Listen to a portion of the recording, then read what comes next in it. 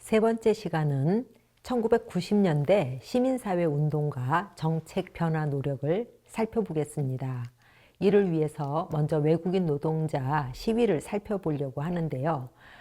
외국인 노동자 또는 그 당시에는 연수생이었으니까 연수생들의 첫 번째 시위는 1994년 1월 15명의 이주 노동자, 필리핀인, 네팔인 그리고 다른 아시아인들이 거의 한 달 동안 서울의 경제정의 실천 시민연합 사무실 앞에서 연좌 농성을 했다고 해요. 그래서 이제 그 경실련은 1987년 민주항쟁 이후 1989년에 설립된 우리나라의 유명한 그 시민단체지요. 그래서 외국인 노동자 또는 연수생 15명이 거의 한 달 동안 시위를 하니까 정부가 연수생에 대해서도 상해 보상을 약속해요. 그래서 첫 번째 시위는 그렇게 정부가 약속을 하면서 한 달 만에 끝나게 돼요. 두 번째 시위는 바로 1년 후 95년 1월에 일어나는데요. 13명의 네팔인 산업연수생들이 명동성당에서 한 2주 정도 농성을 해요. 이때는 우리나라 시민단체들도 일부 합세를 했다고 합니다. 그래서 이 당시의 운동을 이주노동자 또는 시민단체의 시위라고 부르기도 해요. 그래서 이것도 결과는 정부가 연수생에게도 어느 정도의 최저임금 이상은 보장해 주겠다라는 이제 약속을 하게 돼요. 그래서 95년 2월이 되면 정부는 산업연수생도 최저임금 수준의 그 임금을 보장해주고 산재 보상도 해주고 의료 혜택 등의 개선책을 이제 발표하게 돼요. 이러한 94년, 특히 95년 이때의 이 사람들의 그 시위 이후에 외국인 지원 단체 이런 사람들의 그 수가 증가하게 되고요. 이때 이후, 특히 95년 이후 외국인 지원단체 그리고 노동부는 제도를 바꿔야 되겠구나. 그래서 고용허가제로의 변화를 모색하기 시작했습니다. 외국인들의 이제 시위라든지 이런 게 있을 때 우리 보통 한 나라에 그 국가가 있다 그러면 우리 삼권 분립의 원칙이 있잖아요. 그래서 사법부가 있고 입법부가 있고 행정부가 있잖아요. 우리나라는 이 세 개 중에 그래도 사법부가 가장 일찍부터 일관되게 외국인 노동자에 대한 차별 금지와 인권을 주장했어요. 그래서 93년 11월에 서울고등법원에서의 이제 판결도 있었고요. 94년에도 또 서울고법에서 판결이 있었고요. 95년에는 대법원에서 판결이 있었는데 이 세 개의 주요한 판결이 다 외국인 산업기술 연수생 또는 불법 체류자도 근로기준법상 근로자임이 인정된다라고 이제 판결을 하게 돼요. 그래서 법원의 이러한 판결은 외국인 노동자를 지원하는 단체한테 이제 큰 힘을 실어준 거죠.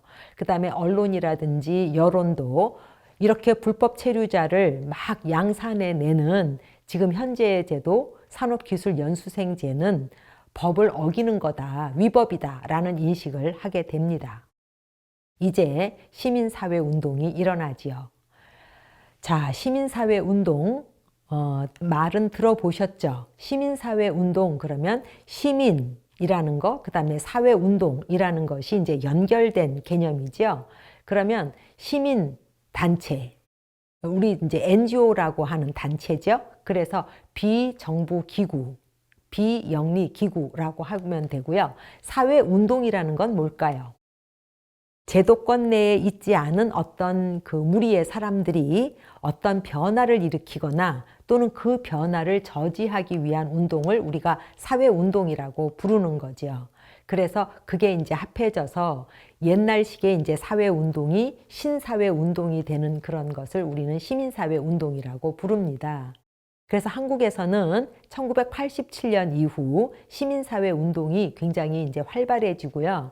우리나라가 굉장히 오랫동안 그러니까 군대에 계셨던 분들이 대통령이었잖아요. 박정희 대통령이 그랬고 전두환 대통령도 그랬고 노태우 대통령도 그랬죠. 그러므로 김영삼 대통령이 처음으로 최초의 이제 문민 대통령이 된 거죠. 그래서 김영삼 대통령 시기 1993년에서 98년 그때 이제 즉 YS 이후에 시민사회 운동은 더 활발해지고 이러한 활발해진 거는 국민의 정부 또 참여정부 들어와서 시민사회 운동은 굉장히 활발해집니다. 물론 90년대 초에 한국의 노조와 노동 관련 그 NGO들은 처음에 외국인 노동자 들어오는 것을 반대는 해요. 반대는 했지만 90년대 초에 이미 거의 뭐 10만 명에 가까운 외국인들이 들어와 있었고 그 사람들의 노동 조건이 굉장히 열악했기 때문에 종교단체라든지 시민단체들이 이제 이들에게 관심을 보여요. 제가 겪은 일로 얘기한다면 저는 91년 말이거나 92년 초에 대전에서 이제 대전과 관계된 신문을 봤는데 어느 날 어떤 광고를 봤냐면 외국인 노동자들이 대전에도 있다. 대화공단에 있는데 이런 외국인 노동자의 열악한 노동 조건이라든지 이런 거에 대해서 우리가 관심 있는 사람은 그러니까 무슨 일요일이었던 것 같아요. 또는 토요일 12시에 한남대에 뭐 어디 건물 앞에 있는 운동장에 뭐 잔디밭에서 모이자 뭐 이런 거를 봤어요. 그래서 관심이 있어가지고 저도 갔거든요. 그랬더니 이제 주도하신 분은 그 당시 이제 어떤 교회의 목사님이셨고 대부분 한 20명 정도가 이제 모여서 앉아 있었던 것 같아요. 근데 대부분의 사람들이 자기네가 이제 외국에서 유학할 때 내가 굉장히 어려운 처지에 있었는데 뭐 외국인한테 도움을 받았던 사람들 또는 뭐 외국에서 기업을 했는데 현지인하고 뭐 어땠다라는 분들 하여간 어떤 이런 경험들이 있는 분들이 모여서 대전에도 외국인이 있으면 우리가 이들을 조금 어떻게 하면 도와줄 수 있는가 이런 거에 대한 얘기가 이제 시작됐던 것 같아요. 대전에서도 이제 이런 식으로 일어나듯이 전국적으로 특히 이제 서울이라든지 경기도가 더 중점적으로 종교단체라든지 이제 시민단체에서 이런 외국인들에 대한 지원단체가 이제 만들어지게 돼요. 그래서 92년 8월에는 명동 성당 내에 이주 노동자 상담소가 이제 만들어지고 어려운 뭐 문제에 대한 상담 말고도 이런 사람들의 이제 조직화 같은 것도 도와주는 거죠. 그런데 이제 아까도 말씀드렸듯이 제일 먼저 조직화한 사람들은 필리핀 사람들이에요. 그래서 필리핀 사람들은 어느 나라를 가든지 이제 이민 가는 곳에서 이 사람들이 카톨릭이니까 카톨릭 성당을 찾아요. 그래서 굉장히 많이 모이면 자기네 나라 말로 이제 미사를 만들 수 있게끔 해서 이제 미사를 하고 그 후에 이제 모이다 보니까 조직화가 되는 거죠. 그래서 필리핀인 공동체가 92년 9월에 제일 먼저 만들어졌고요. 그 다음 네팔인 공동체가 93년 1월에 이제 만들어져요. 그래서 외국인 노동자들의 이제 94년 1월 시위라든지 뭐 95년 1월 시위 이후에 연수생들의 이제 이런 열악한 현실이 널리 알려지게 돼서 이들을 지원하는 단체가 증가하게 돼요. 95년 7월이 되면 여러 외국인 지원 단체들이 외국인 이주노동자 대책협의회, 외노협이라고 이제 줄여서 부를 수 있는 그 단체로 이제 이렇게 만들어져서 정부 정책에 이제 변화를 요구하게 되죠. 여기서 잠깐 질문을 던질게요. 필리핀 사람들이 90년대 초에 우리나라에 굉장히 많았고 필리핀 사람들은 그 해외 이동, 해외 이민 나가는 역사가 굉장히 오래돼서 가는 곳마다 이제 카톨릭 성당을 찾아가서 자기네 미사를 드리고 이제 조직화하고 하는 것에 그 역사가 오래됐다라고 해서 필리핀 사람들이 가장 먼저 공동체를 만드는 건 이해가 되는데 네팔인은 그 당시 우리나라에 그렇게 수가 많진 않았거든요. 근데 네팔인들이 어떻게 이렇게 일찍부터 공동체를 만들 수 있고 그 다음에 여러분들 기억나세요? 94년 시위에도 네팔인이 참여했었고요. 95년 1월에 명동 성당 시위는 네팔 사람들만이 한 거예요. 왜 이렇게 네팔 사람들은 공동체를 잘 만들까요? 어떻게 생각하세요? 사실 일본 여성학자 야마나카라는 사람이 있는데 그분도 이민을 연구하시는 분이에요. 그 여자분은 네팔인 공동체에 대한 연구를 아주 특화해서 하시는 분이에요.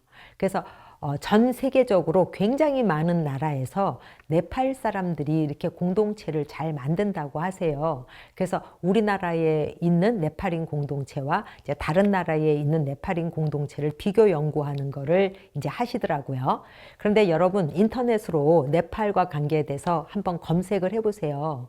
네팔이 어떤 역사가 있는지 찾아보시면 굉장히 재미있으실 거예요. 19세기에 영국이 인도를 식민지 했을 때 인도 바로 옆에 네팔이잖아요.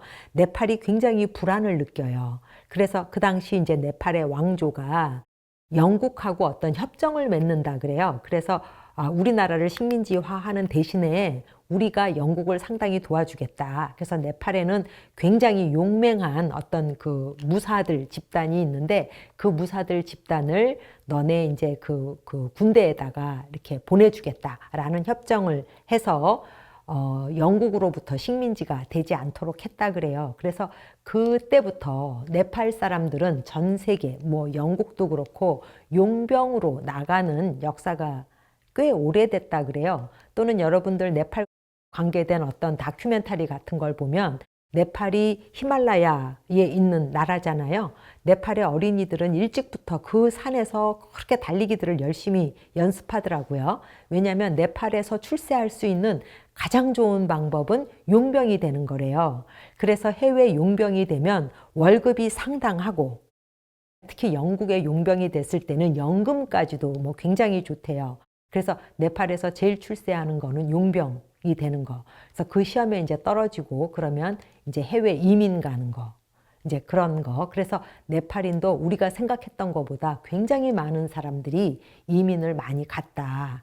이제 그렇게 보시면 돼요. 98년 국민의 정부가 들어선 이후로 단체에 대한 지원이 늘어나면서 외국인 지원하는 단체의 수도 굉장히 늘어났어요. 그래서 94년 한 30개 정도의 단체였다면 2000년에 90개 이상으로 이제 늘어났다고 하죠. 그렇게 이제 늘어나다 보니까 활동 내용이라든지 방식 등 주도권을 둘러싼 갈등이 이제 생겨서 2000년 이후 외노협은 몇 가지로 이렇게 쪼개지게 돼요. 그래서 그 후로는 우리가 이제 외노협의 굉장히 주도적인 활동이 좀 줄어들어요. 하지만 2004년 참여정부 이후로 이렇게 외국인을 지원했던 단체들의 대표들이 정부 각 부처의 자문위원으로 이제 활동하시게 돼요. 그래서 이제 그 이후에 그런 활동들을 우리가 시민단체, 관, 공무원, 그 다음에 학계에 있는 사람들, 그래서 민관학 합동의 어떤 공조 작업이 일어났다라고 이제 우리가 해석하죠. 그래서 외국인 그 지원단체의 영향력이 이제 굉장히 커진 거죠. 근데 그렇게 된 거는 당시 이주노동자 대부분은 미등록이기 때문에 스스로 조직할 수가 없었어요. 물론 언어 문제도 있었고요. 그래서 우리나라 그 외국인 노동과 관계된 운동에서 우리나라 그 시민단체들의 또는 그 지원단체들의 역할이 굉장히 컸다. 그래서 그들의 그 역할로 이주노동자 풀뿌리 운동이 그렇게 이제 활발하게 일어날 수 있었다라고 해석하실 수 있습니다. 외국인을 지원하는 단체의 수가 그렇게 증가한 것과 같이 외국인들 스스로가 자기네 이주민 공동체를 만드는 것, 즉 자조단체라고 하죠. 그런 자기네 공동체를 만드는 것도 굉장히 많이 늘어나서 2002년에 한 20개 정도가 돼요. 그런데 이제 국적에 따라서 이렇게 조직을 잘하는 국적도 있고 조직을 잘 못하는 국적도 있는 거죠. 아까 말씀드렸듯이 가장 조직화를 잘하는 그 국적의 사람들이 필리핀 사람, 그 다음에 네팔 사람들이고요. 그런데 이제 또 가장 못하는 사람들이 사회주의 경험을 한 국가에서 온 사람들, 중국이라든지 이제 베트남 같은 경우에는 사회주의에서는 이런 걸 막 만드는 거, 이런 거에 대한 경험이 없잖아요. 그래서 자신들의 그 국적의 그 다른 단체를 결성하지 못했어요. 그래서 외국인들이 스스로 만드는 그런 공동체도 어떤 나라에서 왔느냐에 따라서 이렇게 잘 되는 데가 있고 잘 안 되는 데가 있고 이제 그렇더라고요. 그다음에 우리나라에 이제 그 지원하는 단체 수가 많아짐에 따라서 단체들도 점점 전문화가 되더라고요. 그래서 아주 노동 문제를 전문적으로 하시는 분들, 동포 문제를 하시는 분들, 젠더 이슈에 초점을 맞추는 분들, 또 의료 지원이라든지 이런 거를 이제 전문으로 하는 분들, 이런 식으로 이제 전문화가 막 일어나지요. 그래서 이제 노동 문제를 아주 전문화하시는 분들은 그 이주 노동자들의 노동 조건이라든지 임금 등을 개선하기 위해서는 지금 현재의 산업연수생제가 고용허가제로 바뀌어야 된다라는 주장을 이제 굉장히 강력하게 하셨고요. 젠더 문제라든지 가족 문제에 이제 초점을 맞추시는 분들은 당시 이제 이주 노동자들의 어떤 문제들을 해결하기 위해서 또 다른 어떤 노력을 하게 돼요.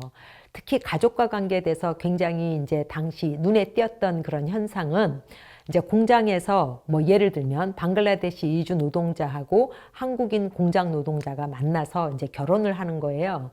그러니까 남편은 방글라데시 사람 또는 필리핀 사람이고 여자분은 한국 사람인 거죠. 그 당시에 이렇게 결혼한 커플들을 우리가 코리안 플러스 아시안이라고 해서 코시안 가족이라고 불렀거든요. 그런데 이제 문제는 뭐였냐면 98년에 우리나라 국적법이 바뀌기 이전까지 우리나라 국적법이 북의 혈통제였어요. 그러니까 아버지가 방글라데시 사람이면 태어난 아이는 방글라데시 국적을 받는 거죠. 그러니까 태어나면서 그 태어나는 즉시 불법 체류자가 되는 거예요. 그러니까 한 달 이내로 방글라데시로 돌아가야 되는 거예요. 엄마는 한국 사람인데도. 그래서 이제 이런 문제를 해결해 주기 위해서 젠더에 특화한 그런 지원단체들 또는 코시안 가족을 도와주는 그런 지원단체들이 굉장히 애를 썼고요. 물론 이 사람들이 그렇게 해서 국적법이 바뀐 건 아니고 우리나라 이제 국적법이 98년에 북의 혈통에서 양계 혈통으로 바뀌는 거는 꼭 이 문제만으로 바뀌지는 않은 거고 다른 어떤 요인들이 있지만 그건 우리 수업 시간에는 다루지 않도록 합니다. 당시 노동부도 제도 개선 문제에 대해서 굉장히 아주 앞장서서 열심히 일했던 부처 중에 하나인데요. 관민학의 그 공조로서 95년 이후에 고용허가제로 바꾸려는 노력을 해요. 그런데 이제 우리 그 국민의 정부 시절, 김대중 대통령 시절에 IMF를 겪으면서 이제 경기가 너무 힘드니까 그냥 일본식 연수 취업제를 검토하는 걸로 그냥 끝나요. 그래서 노동부의 고용허가제로 바꾸려고 하는 노력은 당시 실패했습니다. 결국 97년에 가면 산업기술연수생제를 약간 보완한 연수취업제로 이제 결정이 돼요. 그래서 98년부터 연수취업제가 이제 결정이 되죠. 그래서 처음에는 2년 연수하면 1년 근로를 하고 또는 이제 그 다음에 또 시간이 가면 1년만 연수해도 2년 근로자식으로 하는 연수취업제로 바뀌게 됩니다. 이제 그간 노동이민제도가 한국에서 어떻게 변화됐는지를 정리하자면 91년에 해외 투자 기업은 자기 현지 노동자들을 한국에 보내서 연수생을 할 수 있게 하는 해투기업 연수생제가 이제 도입이 되고요. 93년 11월이 되면 해외 투자 기업이 아니더라도 거의 모든 중소기업이 외국인 산업 연수생제를 쓸 수 있게 되고요. 이제 이게 98년이 되면 외국인 연수 취업제가 되고요. 그러다가 이제 굉장한 그런 노력들이 있어서 2003년에 가서 외국인 근로자 고용 등에 관한 법률이 만들어져서 2004년 8월에 고용허가제가 시행이 돼요. 그런데 이제 처음 시행할 때는 산업연수생제하고 병행해서 이제 실시를 하다가 2007년부터 고용허가제로 일원화가 됩니다. 그러므로 이제 한국에서의 노동이민 정책은 93년 11월에 외국인 산업연수생제에서 2004년에 가서야 고용허가제로 바뀌었다라고 정리할 수 있습니다.